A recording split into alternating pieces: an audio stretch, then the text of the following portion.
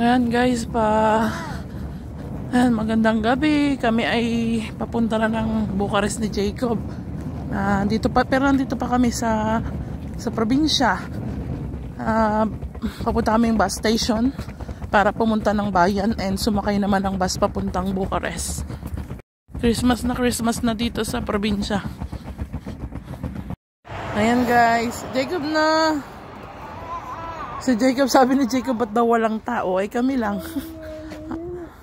Kami lang guys yung pasahero nung bus mamaya papuntang bayan. Palibhasa winter ngayon dito guys. Pag winter masyadong maaga ang mga tao.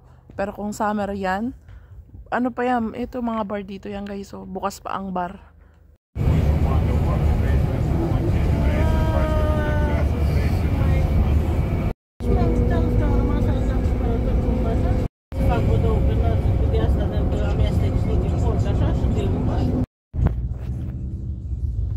So ayun guys, nasa bus na po kami papuntang Bucharest. Nag-voice over ako dahil guys merong music sa bus. Sobrang lakas. Oh, yan si Jacob. Nako, ewan, sana hindi po magsuka ang aking anak. Kaya po gabi kami nagbabiyahe kasi para hindi po siya magsuka. Pag gabi kasi natutulog lang siya eh.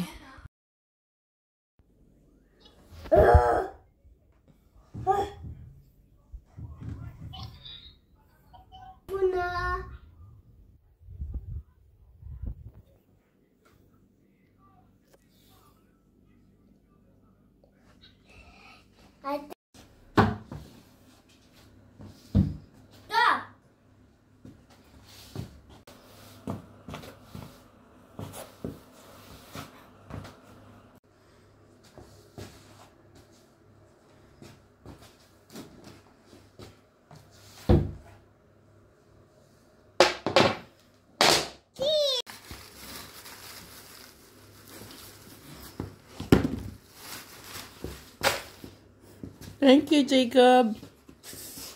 You help mommy. No, it's dirty. It's still dirty. Look. Hi. This also.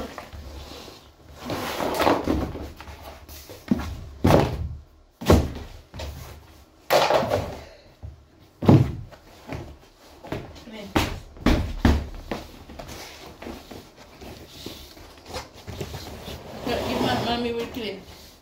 Give me 1 minute. To buy.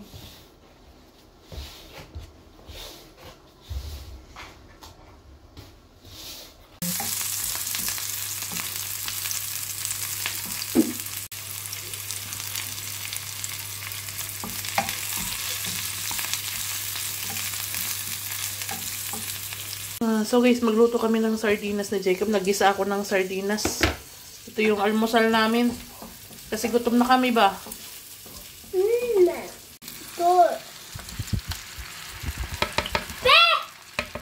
Paborito ni Jacob yan.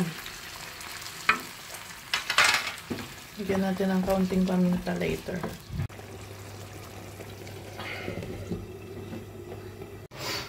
Good morning guys! Ayan. Buna! Say Buna! Buna! Good morning! Yan. Kaya dumating kami dito sa Bucharest ay 5 o'clock na ng umaga. 5 o'clock. Tapos, ang travel namin guys is 7 hours. So, dapat si Jacob papasok kanina ng before 8 o'clock. Kaya, ginigising ko si Jacob guys para pumasok. Binihisan ko na talagang hindi niya kaya guys. Kasi sobrang puyat ni Jacob. Ikaw ba naman ng 7 hours na travel? Umalis kami mga 10 yung bus. 10:45, 10:30, ganun. Tapos, nakarating kami ng Bucharest is mga 5. Halos umabot guys ng 7 hours yung travel namin hanggang makarating kami dito sa bahay kasi taxi pa kami pa uwi. Bali guys, naglinis na kami kanina kasi guys, before kami umalis dito, sobrang kalat ng bahay. Mga laruan ng bata, ayan, naayos na namin ni Jacob, nakapagwalis na, mga damit na lang natupiin kasi nagdaba yung asawa ko before na umalis kami dito. So, yun na lang. And then guys, hindi ako nakapasok ngayon sa trabaho. Sabi ko dun sa boss ko, nung pagdating namin, minessage ko, sabi ko, Madam, baka pwedeng, sabi ko, nandito na po ako sa Bucharest.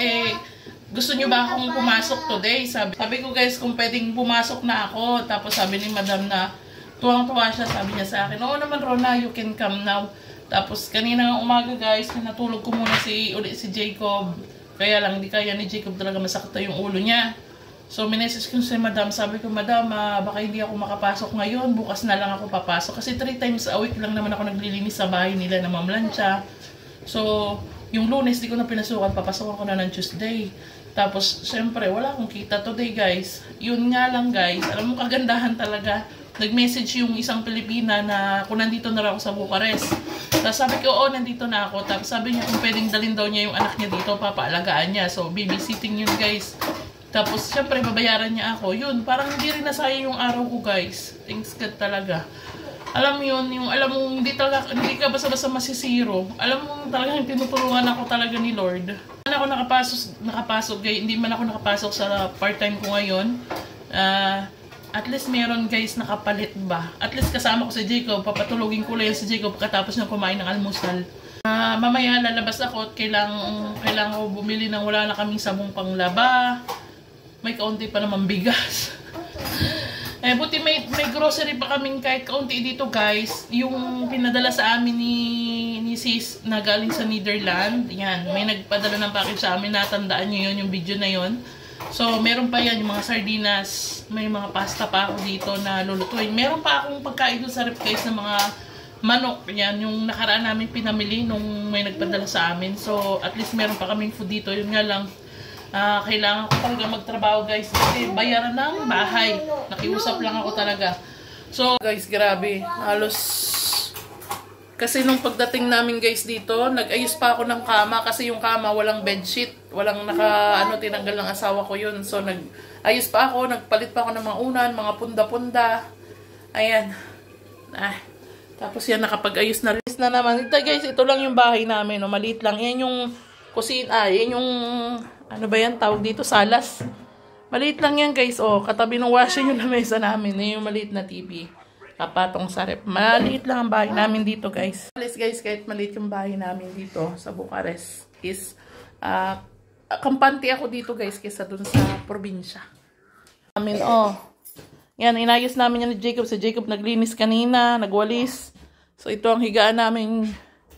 Ayan. Tapos yung nandun yung sampayan. Guys, sampayan na nasa labas yan. Doon yan sa labas. Kaya lang pinasok kasi nung asawa ko kasi nga paalis kami. Hindi namin alam naman kung mga ilang araw. Yun nga. Hindi naman natin alam ang nangyari. Expect. Ayan, tupiin. Ayan, yung TV niyan guys ay nagana yan. Kaya lang nag-i-stop. Yung walis tambo. Hindi pala na ni Jacob. Yung laruan nila Jacob. Yan ay galing sa mga kaibigan ko guys. Gamit dito guys ay doon sa may-ari ng bahay. So dumating kami dito, wala as in kaming kadala-dala kundi damit lang. Nakabili naman ako ng isang kaldero, isang kaserola. Ito na ang ating sardinas guys. Aming ulam. Jacob. Hanggang gabi na yan. Dalawang sardinas yung ginasa ko eh. Wow! Burrito ni Jacob. Tama na rin yung wow. Hugasan to kasi mainit pa. Ating sardinas. Nagsaing na ako kaya hanggat muna tayo ng rice.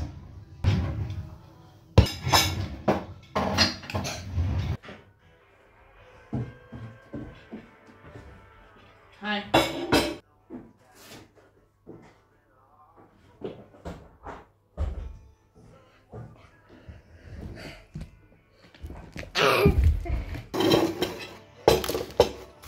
Hi, Jacob. Sit down out here. Thank you, Lord.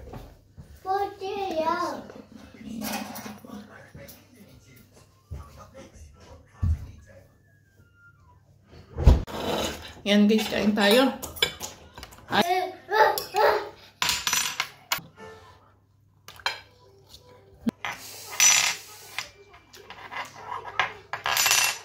Eat now.